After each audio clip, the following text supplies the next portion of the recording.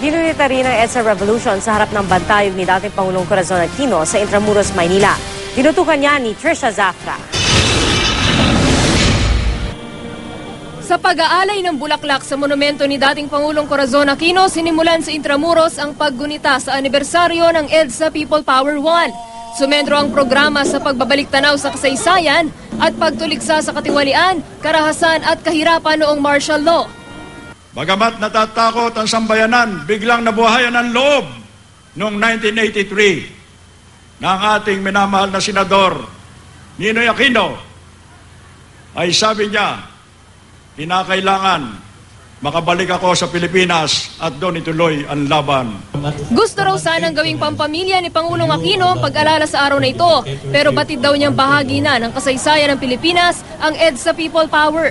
Nanawagan siyang isabuhay araw-araw ang diwa ng EDSA, lalo pat patuloy raw nating hinaharap ang mga suliraning dapat ay winakasan na ng People Power 1. Sa ilalim ng liwanag ng tapat at mabuting pamamahala, tiwala akong mararating natin ang isang bansang malaya sa korupsyon at kahirapan.